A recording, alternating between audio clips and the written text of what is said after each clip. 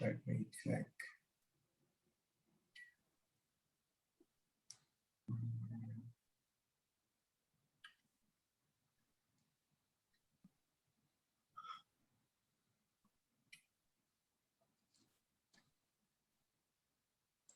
Okay, you can see that's a different screen. Just give me a second.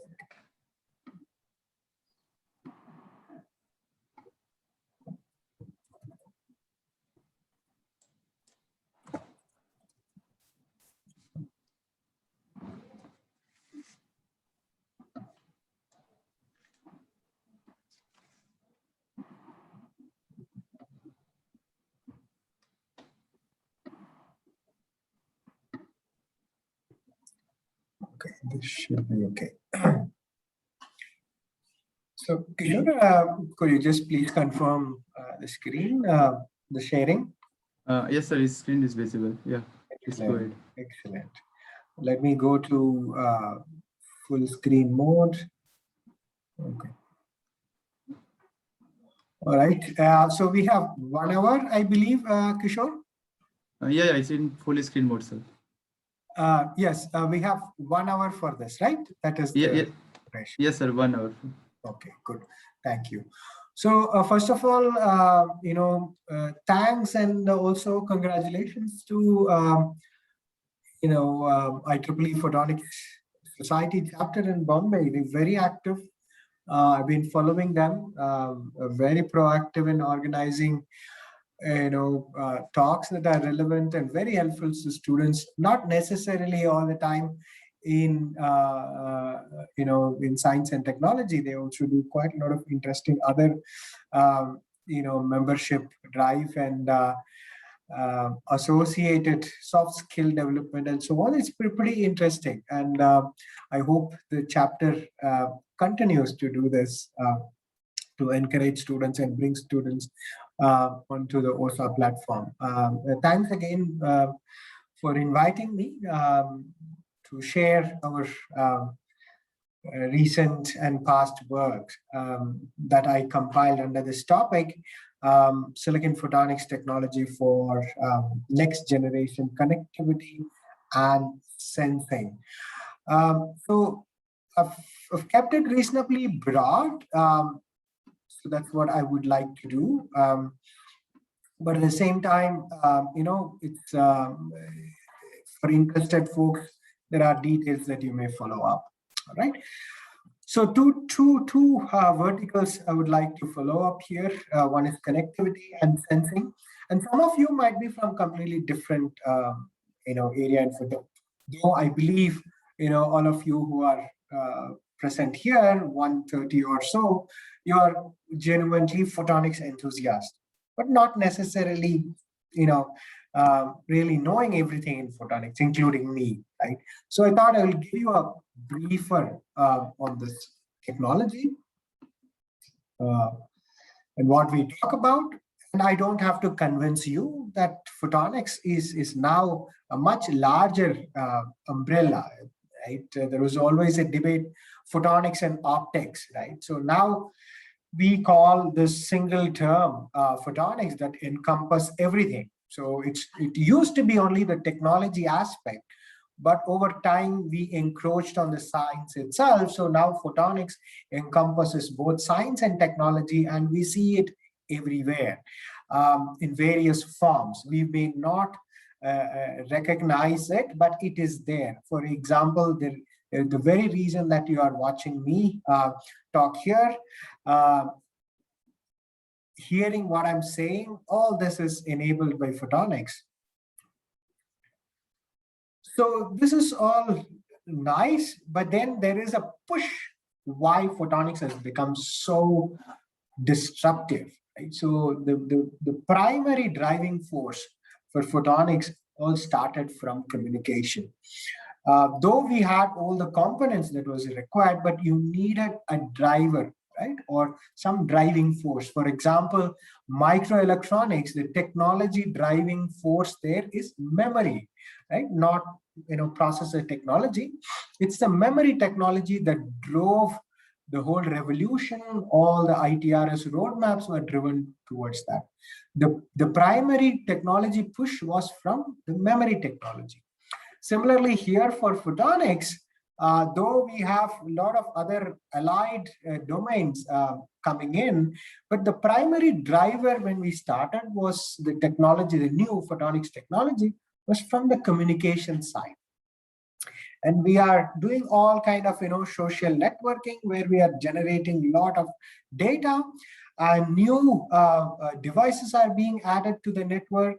So that increases the traffic because everyone wants to share. Everyone wants to listen to someone, right? And that is already happening, and we have predicted how this is going to go. But one of the silent, push for this technology is also coming from Internet of Things. You don't see it, advertised like Twitter or Facebook or LinkedIn, where there is a genuine technology need. So the moment you say the Twitter number of users are increasing, there is an increase in the bandwidth requirement. However, this Internet of Things are a little bit complicated to assess. The reason for that is this is from bottom up. We are adding up resources. So when I say bottom up, these are all small sensors, small electronic data generators that are sitting there where they are generating. They are billions now, and they are going to increase. So that slow increase in the aggregate data rate requirements for Internet of Things are slowly emerging as one of the prime drivers. The single node on this Internet of Things, right? Each sensor, there it's abysmal bandwidth that you need. So there is not much you need for the single sensors. They work, if you take a very simple sensor, you may need, data rate less than a kilobits bytes per second, right? Or even lower.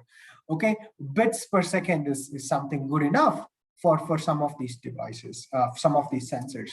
But then when you aggregate, billions of this, right, and they're distributed all across the globe, that is where they become a really technology drivers, right?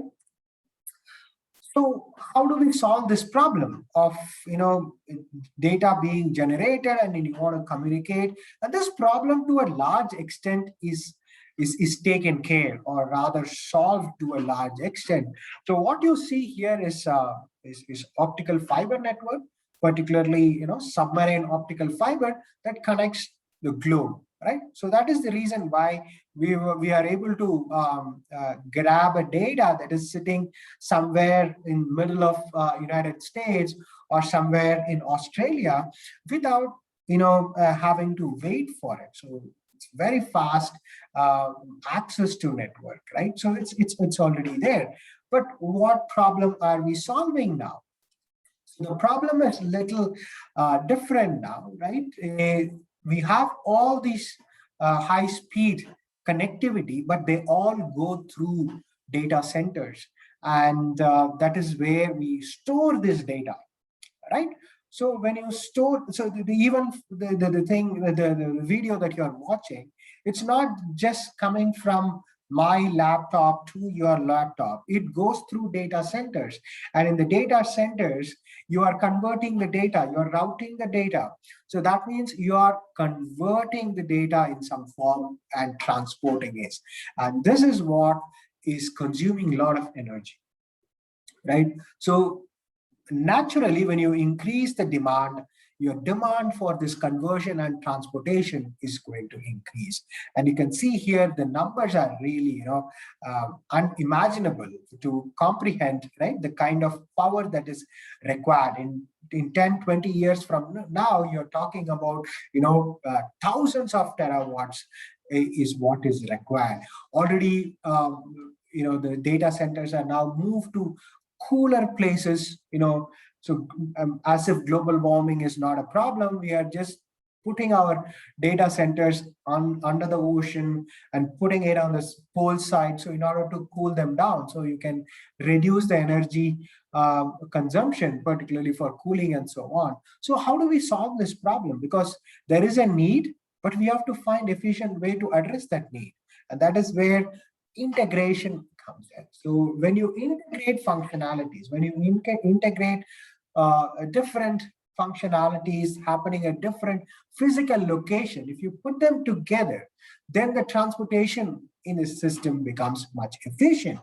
So here, chip scale integration, what we mean by chip scale integration is bringing discrete bulk components, right, onto a thin flat surface. So that is what we would like to do, and also integrate multiple functionalities together, right, so that you can increase the performance here. So integration from multiple sections can give you, more efficient system here. So that is basically the idea. So what do we need in order to realize this, right? So we are photonics folks. So we want to solve this problem using photons.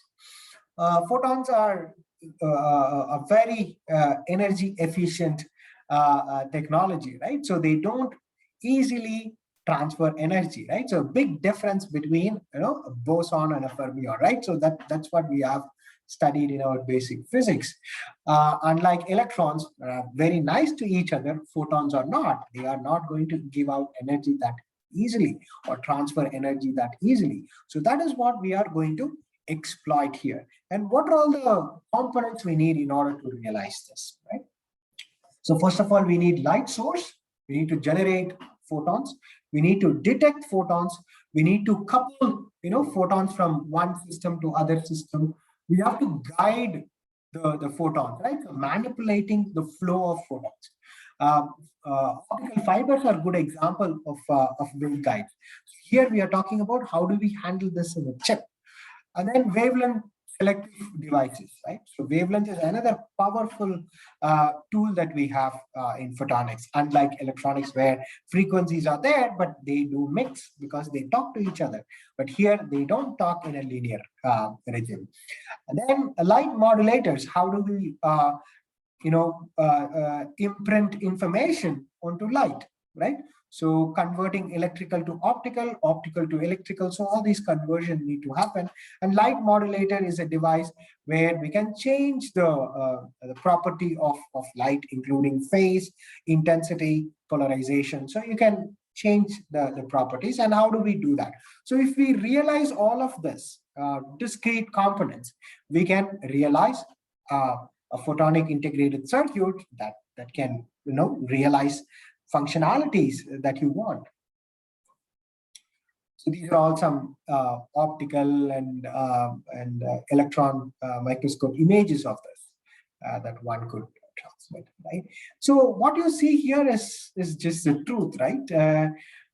This is a very small chip, 5 millimeter by 2 millimeter chip that has hundreds of functional devices. So there are wavelength selective devices, there are detectors, there are modulators, there are light chip coupling devices. All these are just there in your fingertips, right? It's not even filling it, right? So this is the power of photonic integration. And during this talk, I would like to go over how we realize it, what is the functionality associated with this. So there are three primary components I would like to touch upon here. I had one interesting topic, which is neuromorphic photonic integrated circuits, but I couldn't fit in because of the timing constraint. Even this one is going to be reasonably large, so I have to run through reasonably quickly. So for communication, we will see, and also wired communication, wireless communication, we will see how we can exploit. And then finally on the sensing, how do we do chemical and mechanical sensing using these photonic devices. So this is the team that does most of the work. This was earlier this year, and I would like to thank the team for putting up their work to realize this. whatever I'm going to show. The first thing to understand is light guiding. How do we guide light, right? So this is the basis for all our guided wave system. So we need to guide light in order to exploit the properties of light, right? So what you see here is a simple optical fiber, and you have core. This is where the light is sitting, right? And then cladding is optical protection to avoid any leakage of this, and also physical and mechanical strength to the core that you have here. So your core refractive index should be greater than your cladding refractive index optically, to make sure the light is confined in. And this confinement is guaranteed if the light propagation, right, it obeys this total internal reflection. TAR is nothing but total internal reflection, right? If you can make sure that the total internal reflection is taken care, it is nothing but sine inverse of N1 over N2, that is the refractive index difference. If you can find that angle, light will not leak out. They will nicely stay inside, bouncing back and forth inside the fiber. Not just inside the fiber, any system that can guarantee this, you can make light propagate, right? So this is circular geometry, but how do we realize this on a flat circuit geometry? So there it becomes a rectangular geometry. So we have strip waveguide, we have ridge waveguide, where you have thin films. Basically, these are all thin films where we make this kind of wire. This is a cross section, by the way, right? And in the 3-dimension, it will look something like this. So where light could be confined in this small sub-micron space, but still you should obey this, right? The core refractive index should be greater than the cladding index. And we can do very simple Maxwell calculations to make sure that you do have a propagating solution. So what you see here is a transverse electric mode, right? So where the electric field is, in this direction. And in both these cases, you see light propagation. So light is propagating normal to the plane that we have here. And this is how we can make sure that we have light propagation. Next question is, okay, how small can I make these waveguides, right? So one of the criteria we said was the core refractive index should be greater than cladding refractive index. But now there is a shape associated with it. That's also, we said it can be rectangular. But now the final question is, how small? How small can we make this? But we can't beat, at least in this case, the diffraction limit. So the wavelength inside the medium, right, is dictated by the refractive index that you have, right? So your 1550 is your wavelength of interest, and 3.5 is the refractive index of the medium, in this case, silicon, right? So your wavelength in the material is 450 nanometers. So 450 nanometers is the required width or the dimension. It can be anything in order to confine the light. You can even go narrower. You can reduce it to half, right? You can go to 200, 225 nanometers. You can still see the light confinement, but the mode, or at least solution, is going to be little different. So if you do a Maxwell solution, so for this, it will be a tightly confined solution. However, in this case, if it is narrow, you will still have confinement, but most of the light is going to be outside. We will see some of these aspects later on, how we can use this in sensing. Okay, so this limit gives us how small can we make this. So I mentioned we would like to use silicon in the passing, right?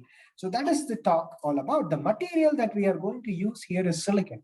Always in photonics, you use light, but then you need a medium for the light to interact with. Let it be linear or let it be non-linear.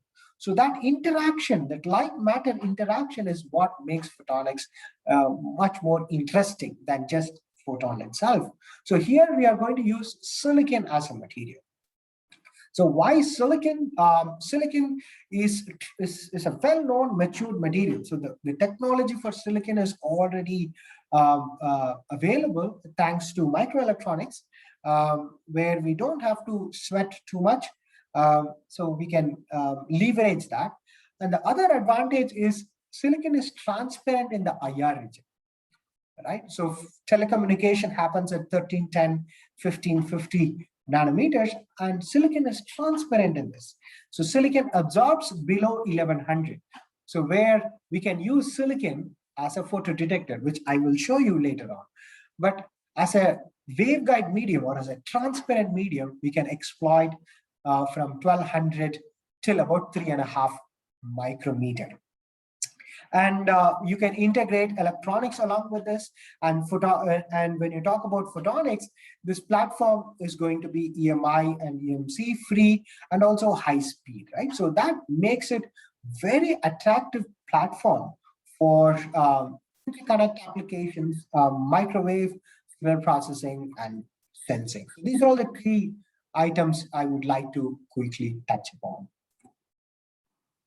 So let's talk about what is required for next generation communication. So it is obvious, we have already debated that you need things to work faster. Faster, faster, faster. That's the only thing, right? So you get really annoyed if the internet is slow, right, for some reason. So let's look at how we can realize this photonics integrated circuit enabled communication, right? So let's look at the transmitter side, right? So the transmitter side, what we need is a source, right? You need a light source. We will be happy if it is multi-wavelength light source, right? So what we mean by that is different wavelengths, right? So we should have different wavelengths coming out of this box, right? This box is a light source. And for practical purpose, this box source could be a laser source. But then if this laser has only one wavelength, then I have only one channel. Okay. But then if I want to increase my data rate, instead of using more number of lasers, right, different boxes, I want just one box that can give me all the wavelengths that I need, right? So multi-wavelength source. And then I need a multiplexer. So this is a filter. And each filtered output, it may or may not need amplification. In this case, let's say we don't need amplification, we have enough power. It goes through modulation. So this is where we are going to put our electronic signals that we are generating onto the optical carrier. So why electronic signal? Because most of the data, and nearly 99% of the data that we generate, they are all in electrical domain, right? So we have to put this onto our optical carrier and then combine it using multiplexer and put it out, right? That is the transmitter. Wherever you want to send, you just throw it into the fiber and it will find its way. And on the other side, when you want to receive a particular signal, we want to again have a filter. So this is again a color filter, right? We call this as a demultiplexer. So demultiplexer and then multiplexing, right? Demultiplexer is splitting the wavelengths. Multiplexing is combining the wavelength. So when you demultiplex different colors, and each color will go to individual photodetectors, and from there on, you know, whoever wants to use that data. Because photodetectors are not wavelength selective. So we are making them wavelength selective by putting this filter on. So now let's look at each and every block, right? And how we can integrate this functionality on a chip so that we have this complete transmitter and complete receiver sitting on a single chip, you know, that can fit on your index finger tip. So the essential element in photonic integrated circuit is light guiding and light confinement, right? So we saw in optical fiber, you have core and you have cladding, right? Similarly, here we have core and cladding. So what you see here is the wire waveguide, right? So this looks like a very, you know, a thin line, but this is where you are going to transport your light. Okay, and you can make those light waves, right, into a spiral. So you can make multiple turns, and then you can make compact waveguides and so on. So that is on the functionality side. I want to give you a feel for how you can fabricate this. So if it is a silicon technology, we use silicon on insulator, right? So this is silicon and this is oxide. So when I say silicon oxide, this is silicon dioxide, and then this is silicon wafer, right? So we can either buy this wafer or you can make it on your own. If you want to make it on your own, most of the time this will be either amorphous form or polycrystalline form. So crystalline form, it's reasonably hard to make unless you have the technology. And you take this wafer and then you run it through a patterning process. This process is similar to VLSI processing, where you coat photosensitive material or electron beam material, and then you write structures that you want, right? So you write these structure of interest, bake it, right, in order to make them strong. There is some chemical reaction that happening there, and after that, remove the parts that are unnecessary, that are not exposed. That will give you what we call the intermediate pattern, right? So this is an indirect patterning. So we have this intermediate patterning, and we transfer this pattern into silicon by using dry edge process, right? So we use chemicals, using plasma, and generate these chemical species that can away silicon and end up with this very nice thin wire, right? And the next to understand is, okay, I have made this structure, whether light propagates through this system. The answer to that is, well, let's look at the propagation properties of this, right?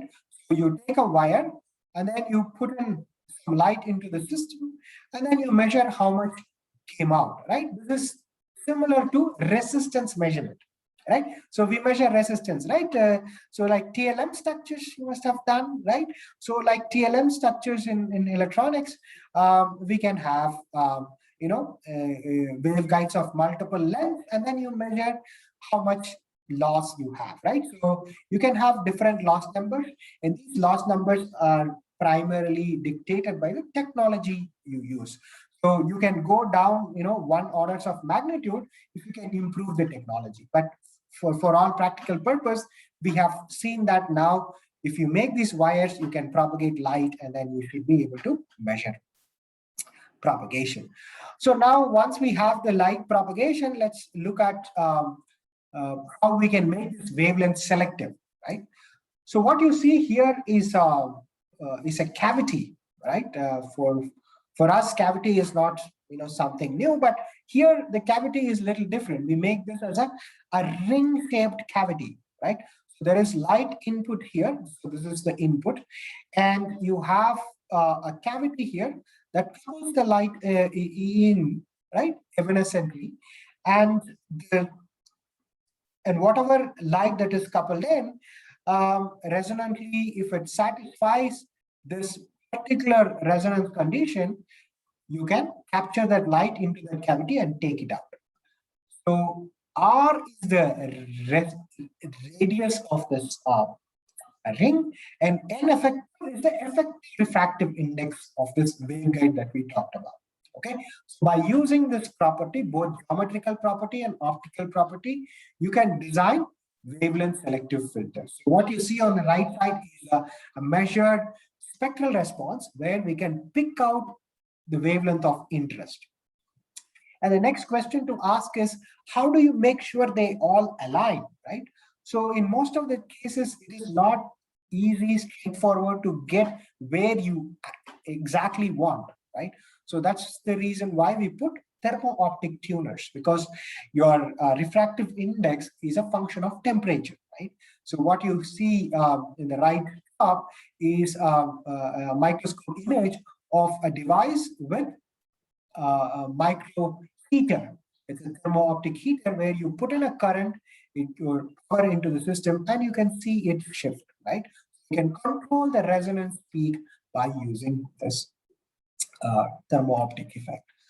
So wavelength selective devices done. Let's look at modulation now. So discriminating wavelengths are fine, but can we use this cavity also for modulation? Right? The obvious answer is yes, but let's look at how. So this is something that we have seen, right? Just now we have seen you can make resonances based on geometrical and optical parameters, right? So this is the response that you get. So this is the resonance wavelength, and you will see an extinction because of the resonance. That means that particular lambda is circulating inside the cavity. The rest of the light is going through. You make a diode, right, in this. So if you make a PN diode out of this, you can control the effective refractive index, right? For us, we know that the effective refractive index depends on the actual refractive index of the medium, the dimensional properties of the medium, and also the wavelength of light that is propagating through this, right? By changing the refractive index, we can change it, right? So the refractive index can be changed by putting additional charges into it, by creating a diode, right? So this is the famous sort of equation which was empirically found, that when you inject charges, both electrons and holes, your refractive index changes. And as a consequence, you will also change the absorption. Okay, let's look at how we exploit this platform. So this is a very simple diode, right? So we have different doping concentration that you see, and we can make this, source and ground PN junction. And you can see here the electric field when you are, the forward bias or reverse bias. You normally operate it based on the type of junction you make. You can see here the electric field, right? And by changing the electric field, right, you can see you can move the resonance, right? 20 picometer per volt is what we see here for this particular device. And by changing this voltage really fast up and down, right? That means you are applying a frequency, a time domain signal. If you can do that, then you can actually see that frequency response of this device. So how fast my light output is changing for input signal. And this can be a simple RC type circuit, right? And if you want to improve the speed of this, we can come up with different strategies, right? So how do you make the diode and how do you make the light? What you see here is a cross section, and the light is sitting here, right? And in this case, it is interacting more with P, and in this case, it is interacting equally between P and N. And in this case, you have a PIN diode, right? So how do we make these things happen?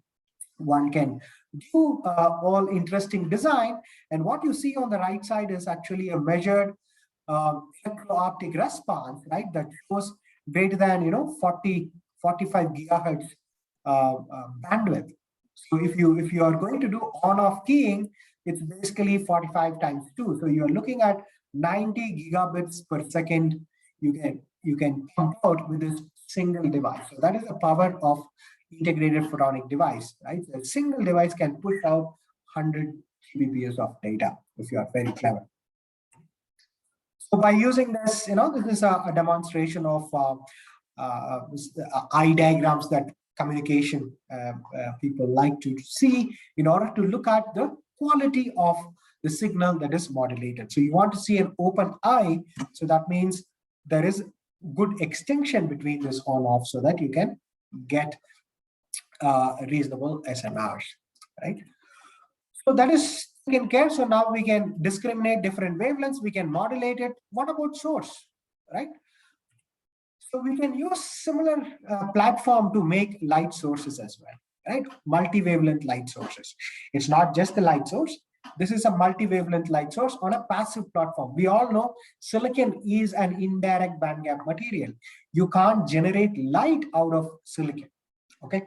Because you need a direct bandgap transition to realize light generation.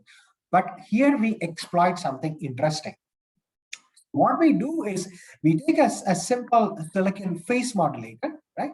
So, or it could be intensity modulated that we just saw earlier.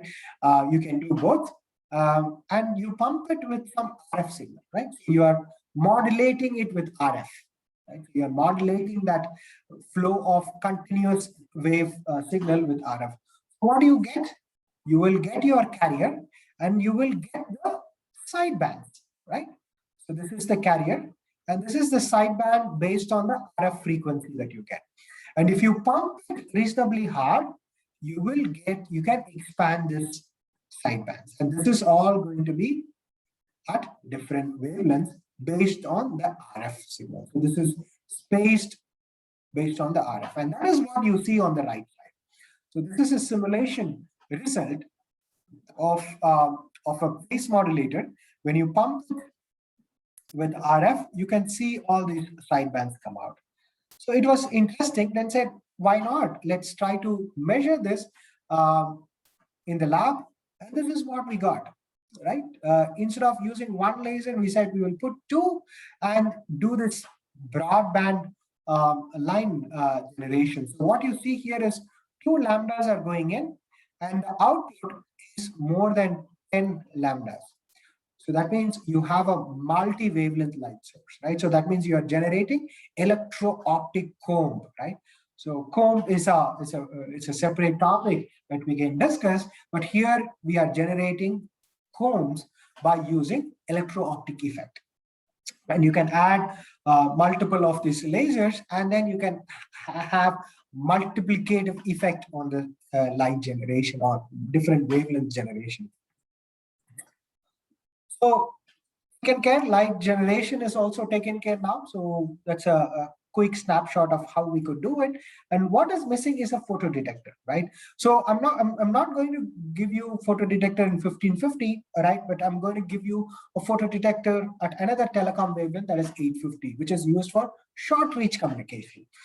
So here in the circuit platform, we realize it again using silicon, right? So it's all about silicon platform exploitation. So what you see here is a coupling light into the silicon nitride waveguide in this case instead of silicon, because silicon absorbs, right? And silicon nitride is transparent at 50 nanometer range. Okay, so when we put silicon nitride into the system, right, silicon is underneath, right, and we create junctions. Here again, PN junctions we make and try to absorb the light. Let's look at what we do. So here is a taper that takes us from silicon nitride to silicon. And when you couple the light, most of the light is silicon nitride, which is transparent. And as it enters this final region, this is where we have silicon. So the light is going from silicon nitride to silicon, right? In the next slide, I will show you the cross section. Here, silicon nitride, and below is silicon. This is something we already saw, right? PIN diode that we can make. So on top of the diode, we have put our nitride, which is transparent waveguide. So by doing this, you can realize light coupling from silicon nitride into silicon photodetector. Okay, we achieve about more than 90% of light coupling into the system, and we did DC measurement, which showed more than 0.5 amp per watt. Right. So this is the responsivity, very close to any commercial diodes that you can buy. But the only difference is these are all integrated, and these are all very, very small, right? Orders of magnitude smaller than what bulk photodetectors are. So we used that, and we looked at the speed of operation. So we're able to demonstrate 14 gigahertz electro-optic bandwidth with a responsivity of about 0.4 amp per watt. So this was really amazing, and this was the first such demonstration of high-speed silicon photodetector at 850 nanometer with such a bandwidth. So we wanted to make this wavelength selective, right? You remember earlier I mentioned that photodetectors, they just detect the photon of certain energy band. They cannot discriminate photon of individual energy. So we incorporate the photodetector inside a wavelength selective cavity. So this is a ring cavity that we exploit for various other purposes. So we place the photodetector here inside the cavity, and this is the close-up of that. So you can see here. So this is the waveguide, and the light is propagating through, and it is absorbed by this silicon photodetectors, right? So very small gap, 40 nanometers or so. And this is what happens when you look at the optoelectronic characteristic of this, right? So you can see here, you have a response in the order of a picosecond, right? That translates to a couple of gigahertz. In this particular case, a maximum of 7.5 gigahertz. But you can push it even further, which is restricted by some parasitics that you have, and you can actually improve the responsivity to 0.8 amp per watt, which is very high for such a detector in silicon, right? This is all enabled by the cavity effect, right? So you can exploit capturing light into the cavity through this kind of engineering light. So once you have this, you can combine all of this and put it into a kind of integrated system, so that you can integrate memory, control, logic, and everything together to make a fully integrated electronics photonics integrated circuit, right? So this is something that one can look at in long term. All right, I need to rush. Kishore, can I? How much time do I have? Sir, we have time. You can continue, no problem. Right. Okay. Because I wasn't sure when I started, so I have to rest through a few things. Another important aspect of this integration that we are talking about is to support next generation wireless communication as well. Whatever we discussed so far, we can do it through wire, right? Because you modulate and send the signal, optical signal through the fiber. But how about wireless communication? So wireless communication is now moving towards high frequency, right? So when you go to high frequency, the absorption and the losses are huge, right? As you can see here. So one way of sending this signal is by using, again, fibers. So can you send the radio signal through optical fibers? The short answer to that is yes, we can do that. And there is already a scheme available for us. So you have a central office that sends signal to the base station through optical link, right? But one of the problems that we have in optical link is dispersion. And because of this dispersion, you get RF power penalty. So just to look at what is this RF penalty, let's look at this figure. This is a very simple experiment that we did to demonstrate what we mean by optical power fading, or power fading in this RF over fiber. So when you modulate a signal, right, when you modulate a carrier, you get all these sidebands, right? So this is what we use for multi-wavelength generation and so on.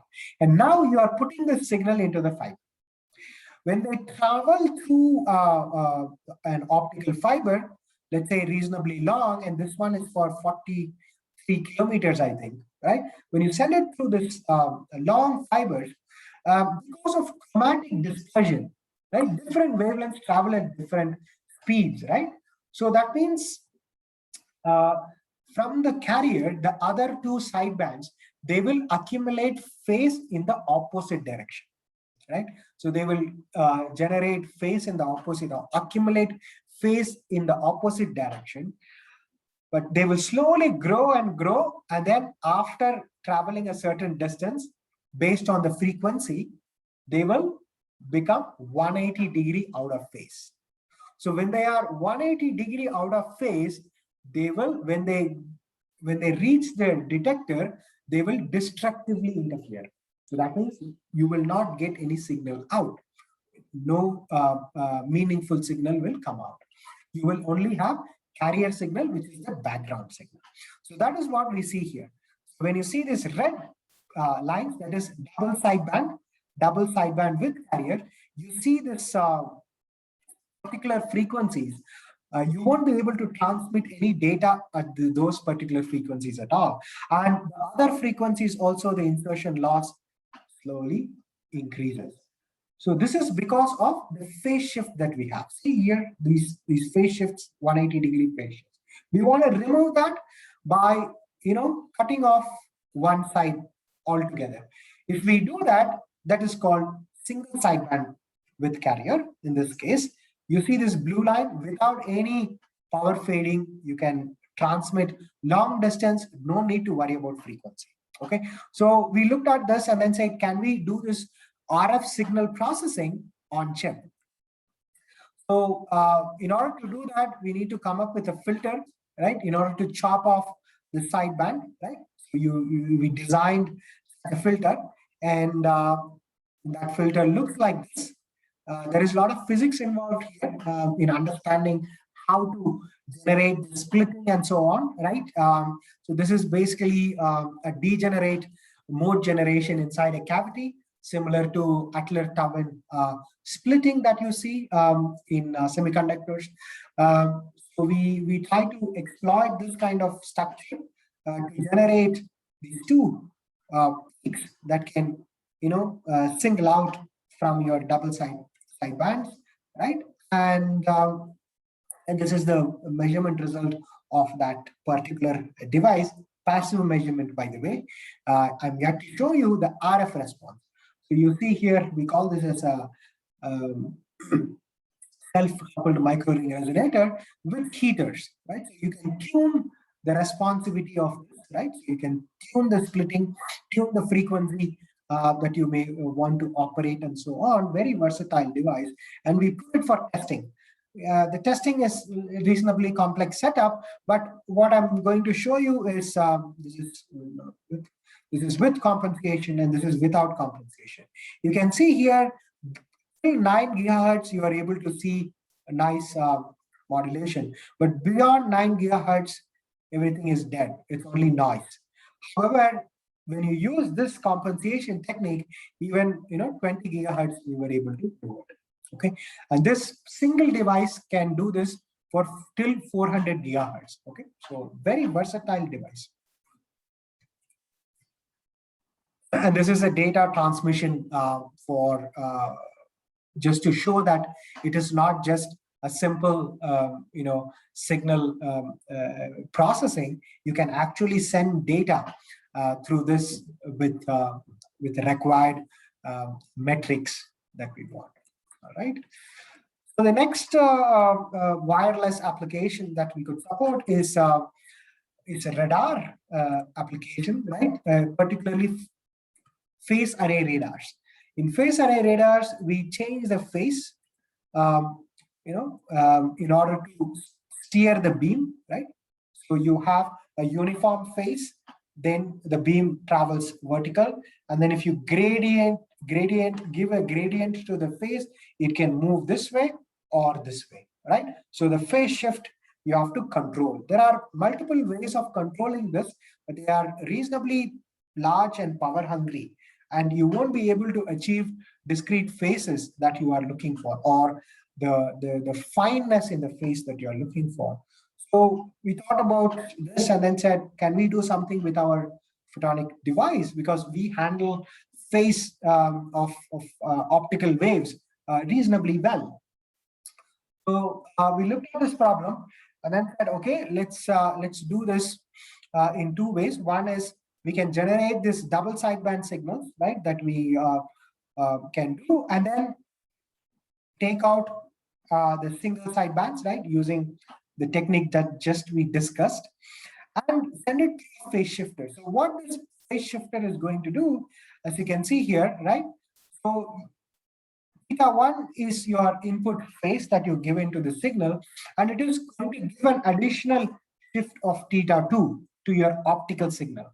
And when they interfere, right? So when the carrier and your signal interfere, they will capture this phase shift. So what we are trying to do is, so you're giving phase shift not to both your carrier and your signal, right, or your sideband, you are only changing the phase of your sideband, right, in the optical domain.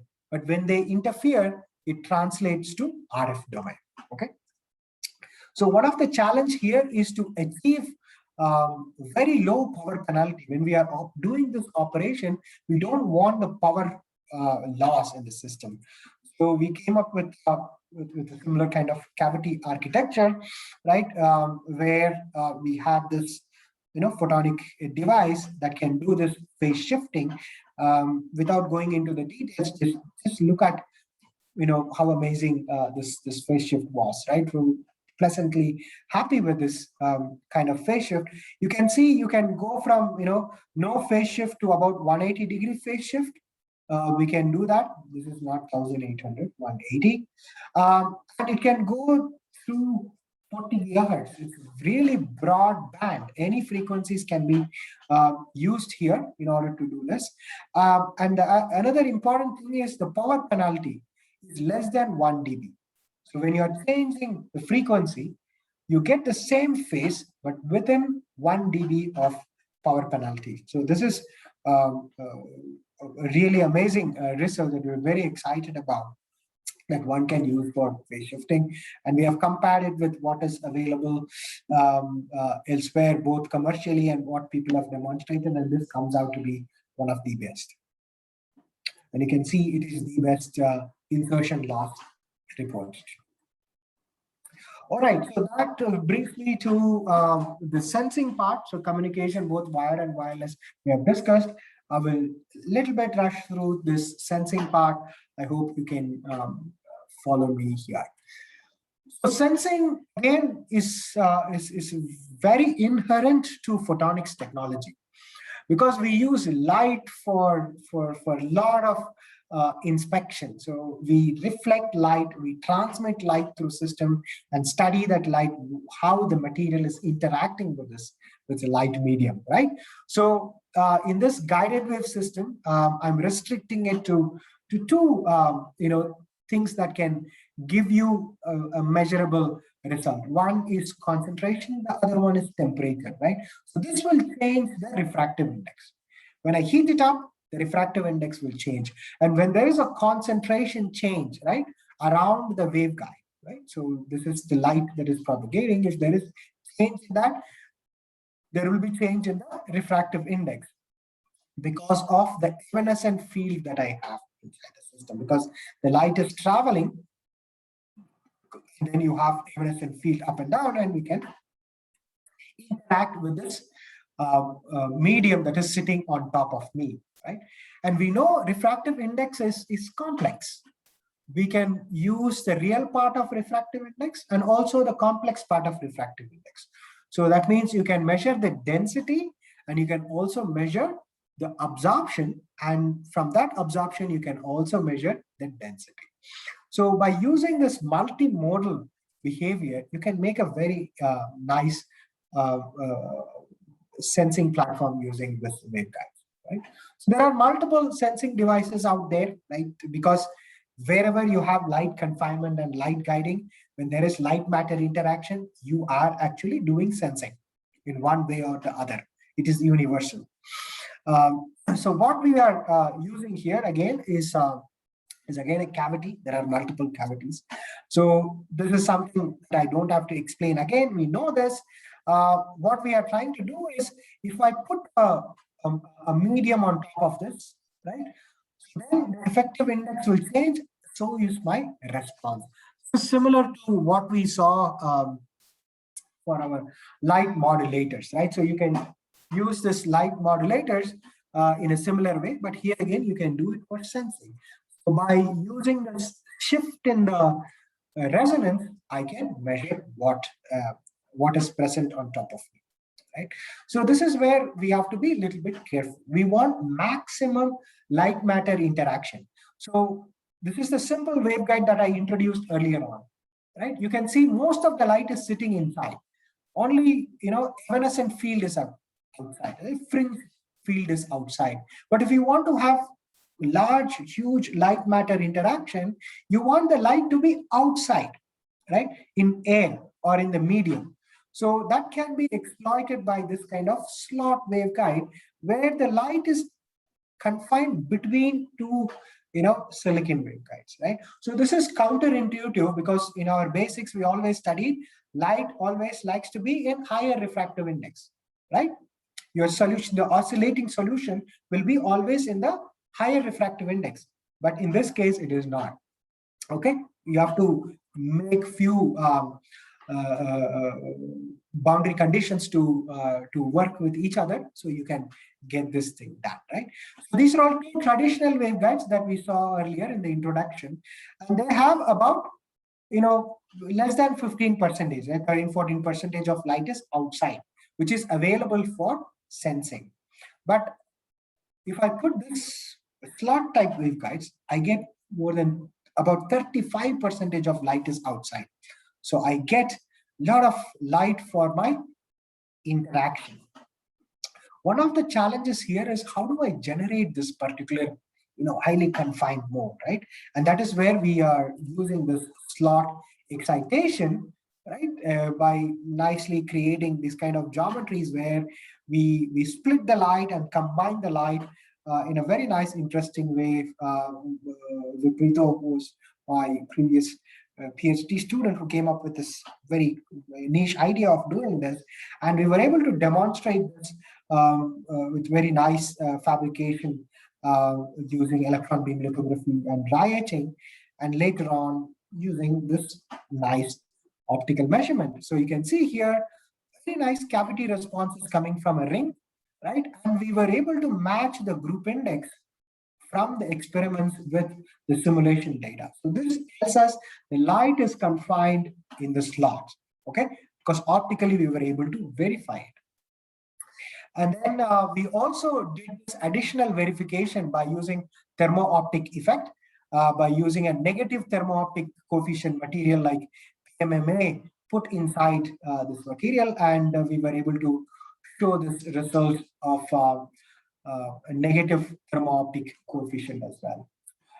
More importantly, sensing experiment is something that is what we would like to do. So we did that, and we were able to show 450 nanometer refractive index sensitivity compared to 74 nanometer refractive index unit. Sorry, this is 363 is what the experimental value is, as opposed to 74 for a simple wire waveguide. So we have done these measurements, and we were able to demonstrate the potential use of this platform.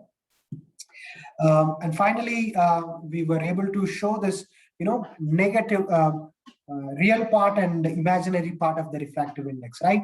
So we want to see how these responses affect, right?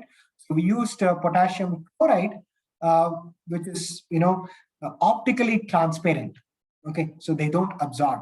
So you can see here the quality factor of the resonator that depends on the loss did not see much of a change. So you see a very flat line, while your wavelength, right, your refractive index, we were able to trace it. And we compared this to Abbe refractometer, which is standard refractive index measurement tool, and you can see an excellent match between on-chip measurement and a benchtop instrument measurement. And then we used glucose. Right, this is where the imaginary part of refractive index comes in, because glucose absorbs in near infrared, right? So you can see here both your quality factor, the quality factor goes down with glucose concentration. That means more the glucose, more the absorption. But at the same time, because when the glucose concentration increases, your refractive index, or the real part of the refractive index, also changes, and that or effective index changes, and that is captured by your wavelength shift here, right? So we can measure two quantities, right, by using this single device. Okay, so I'll take, so this is the comparison. I'm not going to go over it. So this is again some metrics. This is better than the best that is available so far. The other improvements that we have done is, can we do this in a flow channel? Can we put an optical fluidic channel and then do these measurements? And this is an example of this. So we can make these fluidic channels, and you can make this fluidic channel on this photonic IC, right? And you can do this, flow measurements. What you see here is a fluid going in. This is a leak test that we did, and you can see here the fluid coming out, and you can see here these are all photonic devices, and we have put it into our measurement test setup. And then this is the result of that flow channel, right? So you do pulsing of this different concentration, and you can see here the wavelength change, and you are changing the concentration or changing the density that we were able to measure. And you can see this compares with the benchtop equipment measurement as well. And you can do this in a cycle. You can go down, you can go up. This becomes a continuous flow measurement. So integrated photonic biosensor for all practical purposes. Here we are doing chemical sensing, and you can do a lot of interesting other things. Kishore, how much time do I have? So 5 more minutes.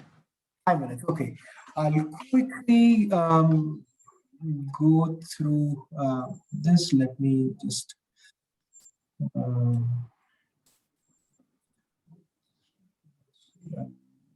the spectroscopy part. I'm more interested in this. This is something we're pretty excited about, where you can use two technologies, right? Photonic IC technology and MEMS technology, bring those together in order to realize something exciting, right? So one of the interesting things with MEMS technology is you can use these cantilevers. Very, very sensitive. So they are sensitive to small mass changes in it, right? So the way that the deflection is measured is either using piezoresistive electric mode or optical mode. So the optical mode of measurement always gives you high resolution, but the problem is they are huge. There is no instrument at this point of time that can do optical measurement on chip or at small scale. And the other interesting thing that one can think about is we can do photothermal excitation. So you can use any biomolecules here, and do absorption spectroscopy using optomechanics, right? So all of this depends on optical interrogation that uses this, laser Doppler vibrometer, which is very huge. It is impossible to carry around this wherever you want to do this measurement. We want to miniaturize this and then make it on chip. And this is the cartoon of such a device where you can put the light into the system. And this is the cantilever where you can interrogate and then take the modulated light out, right? So this is a working principle. You put the light in, which is continuous wave. This cantilever is moving. And you can see here, this builds an interferometer. So that is path 1, and this is path 2. And because of motion of one of the paths, the Mach Zehnder, you see a change in the phase shift and change in the interference. And based on the gap, right, your transmission will also change, right? So the vertical motion of the cantilever is converted to intensity change of your light. So it becomes modulated light out. We went ahead with this concept and said, okay, let's put this cantilever on top of our grating and fabricate this. And this is the fabricated device that you are seeing here. And we have done the measurement. Interestingly, we were able to capture the modulation or the vibration of these cantilevers. You can see here the resonance mode of these cantilevers, very sharp modes. And we were also able to pick up the phase change that you get from this cantilevers, right? So what you see here is, the measurement comparison between the on-chip integrated grating sensor with our LDV, laser Doppler vibrometer, which is standard, right? So you can see here very nice, excellent agreement between the two. This translates to meter scale resolution measurement or displacement measurement. So we were able to show sub-picometer displacement, right? With the kind of sensitivity that we are getting. So this was very exciting.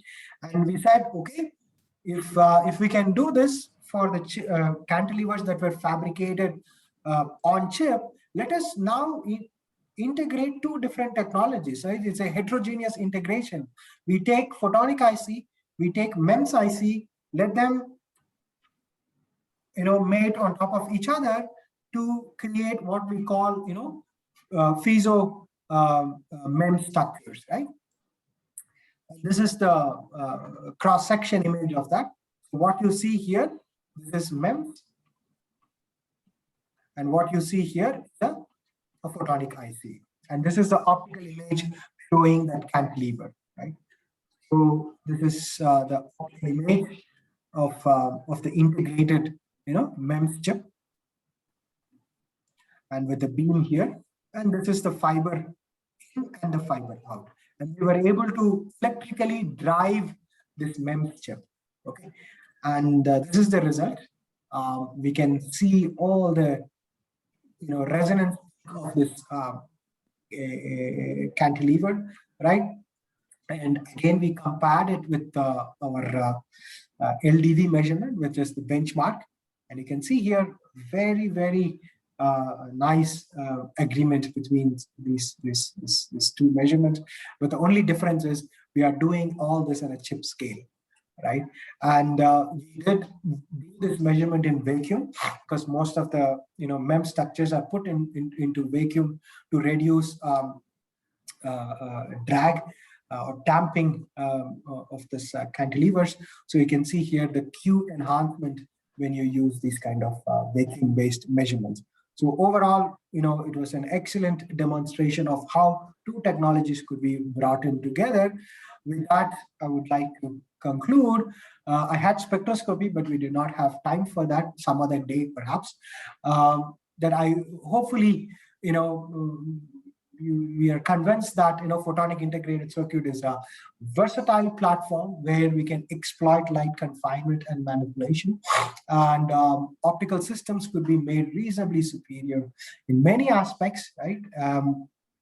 So by wherever the bulk components are limiting us, we could use PIC based technology, and wherever you want to miniaturize and then make things more efficient, you could do that. And recently, there are a lot of work that I was mentioning about neuromorphic. Quantum photonic integrated circuits are also coming up. Hopefully, in a year's time, in another LAMP talk, I should be able to present you a quantum photonic IC work that we are currently doing. With that, I would like to stop and thank all of you for listening and surviving this 1 hour. Thank you. Okay, thank you, sir, for a wonderful talk on leading silicon photonics field. So now I move to the question answer session. So requested to audience, please put your question in QA box. And in the QA box, we have a couple of questions. I will take it one by one. So first question is, in a photonic crystal waveguide, to evoke Kerr effect, a large amount of intensity is needed. How can this be practically possible in a large scale, say a complete photonics IC? Right. So, there are photonic crystal waveguides are one part, and even with the simple waveguides, right? So, inducing Kerr effect, which is a nonlinear effect, you do need a certain amount of power, right? Since it is a nonlinear process. So, how do we reduce this nonlinear threshold? So, the only way to reduce your nonlinear threshold is by reducing one, the loss, increasing the power density. So you have to find a way to compress or confine the light into the small volume, at the same time reduce the loss in the system. So if we can do that, then you can bring down the Kerr power threshold. And this is not something just theory. People have shown by reducing this, you can operate a Kerr comb, right? So comb drives are comb generations are something that people are very excited about when it comes to Kerr. So by just using AAA batteries, right, you should be able to drive a photonic IC cone or Kerr cone generator. So you can do that. Loss and increase your confinement. Okay, move to the next question. One basic question is like, which software do you use for development of photonic integrated circuit? Right. So we use multiple software. So, softwares are just tools to validate whatever your fundamental thought process is. So we have been using photon design tool. We have been using ANSYS numerical, and we have been using COMSOL for some of other work. So we use multiple of this. And in addition to that, there are a lot of analytical code, particularly when it comes to nonlinear. Analytical platforms are built by us where things are not available in the simulation softwares. Okay, I hope this answered. And next question is heat sink required in PIC?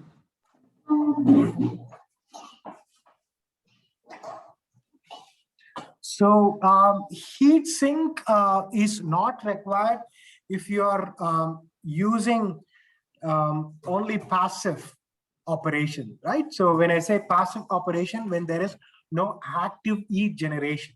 So if you have a laser diode integrated in the system, or if the system is integrated with an electronic IC that is generating a lot of heat. So if there is no heat source on it, you don't have to have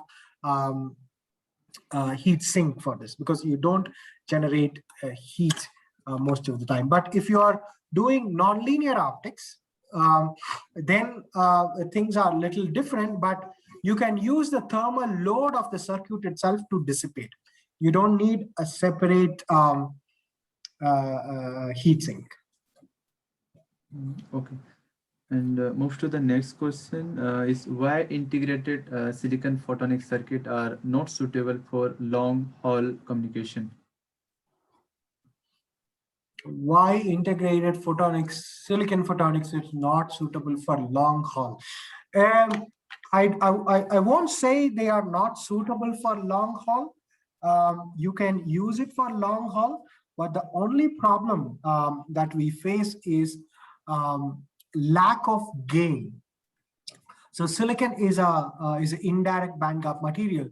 So because of that, you don't have gain in the chip. So all the operations that you do are passive in nature. So the main reason that the 3-5 semiconductors are primarily preferred is because of a lack of gain in the circuit. I hope this answered.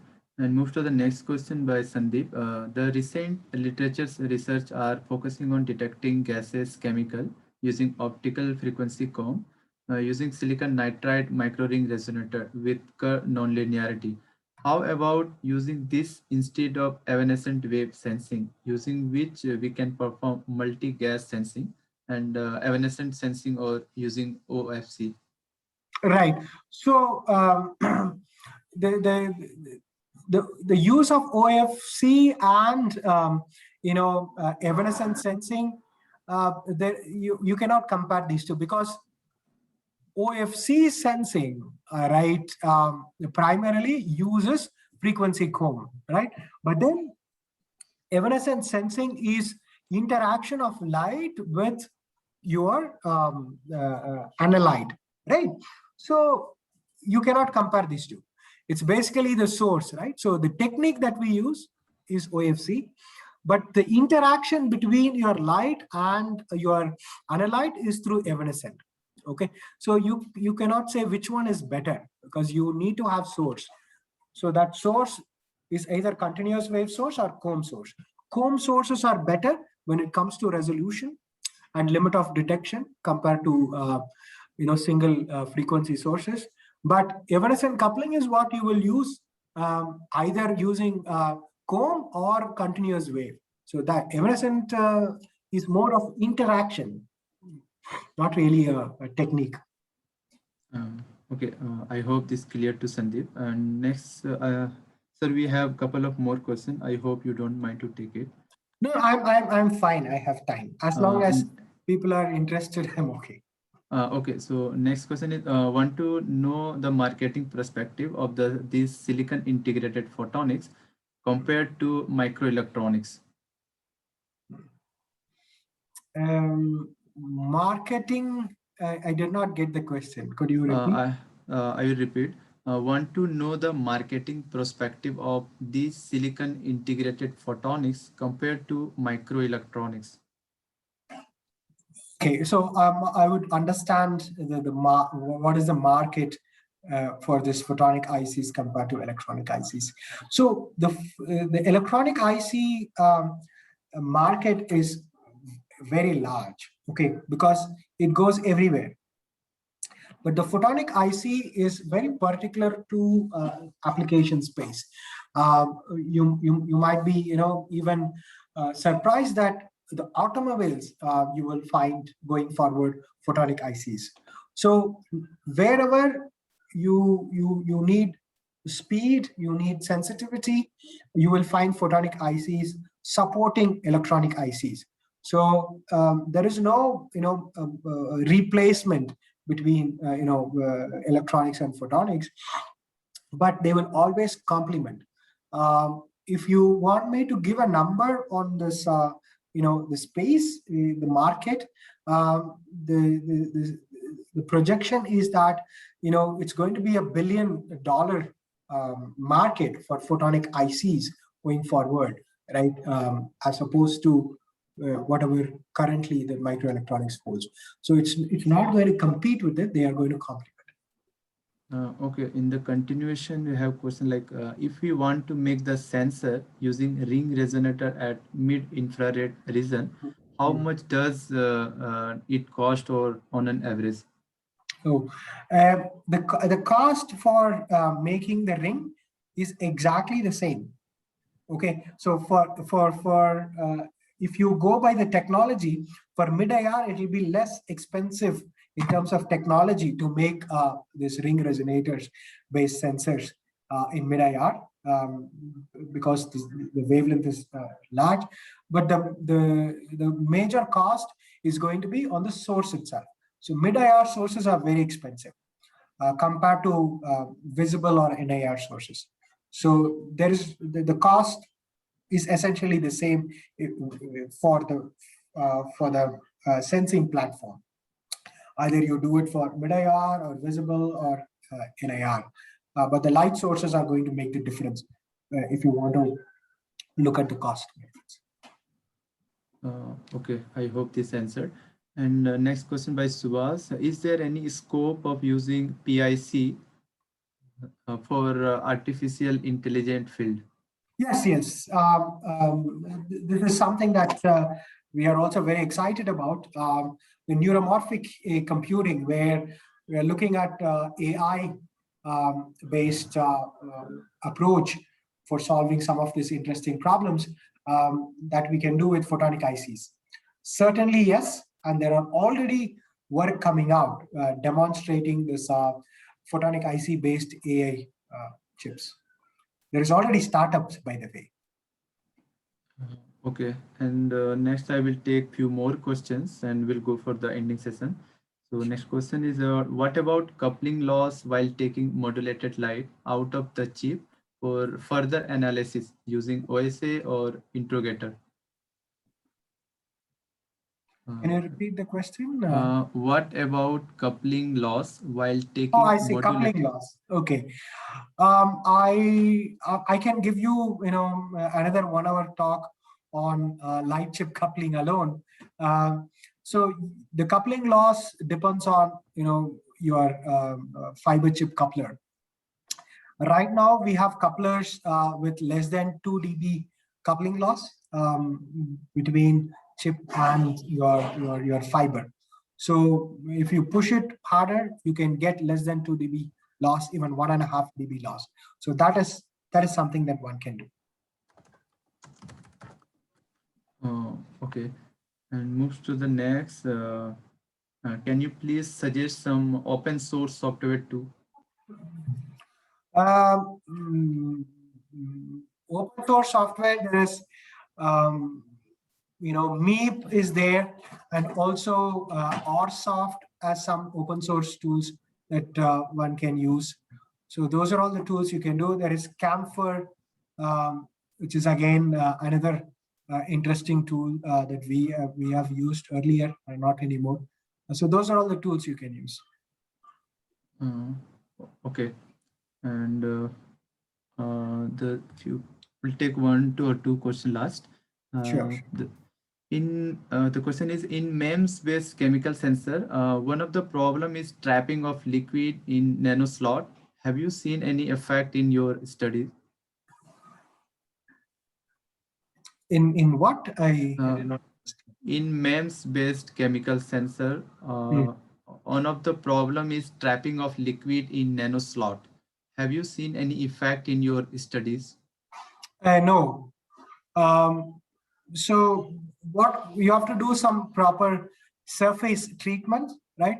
Because it depends on the wettability and the chemical nature of the surface. If one understands the chemical nature of the analyte that you are using, you can prepare your surface accordingly, so that you don't have this adhesion problem or filling problems. Okay, I hope this answered. And the last question is, what COM source do you use in micro ring resonator? We don't use comb source. We use continuous wave source in a tunable lasers or super luminescent LEDs, broadband sources. So we don't use comb source for our ring resonator characterization. Okay, so rest of the, we have a couple of question more, but rest of the question I will compile and send to you and make available Please. in our website also. There Please. the audience can check it. And if there are some things that you would like to be answered, you can also email me, right? So if I get time and so that I can respond to it, we can always do that. Okay, so that should be exciting. So I'm glad that there is a lot of interest and a lot of questions, but as we know, because we always have limited time.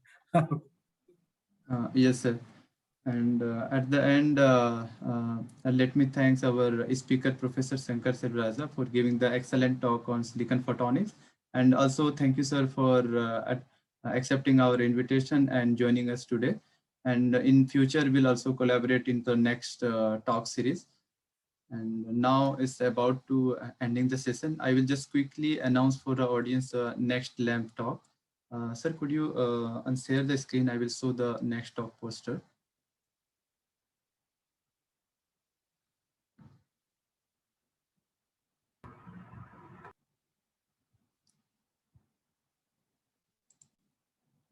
Hello, sir. Can you? Yeah. So I see share. Yeah. Okay. Done. Is that okay now? Okay. Thank you, sir. Thank you. Yes, sir.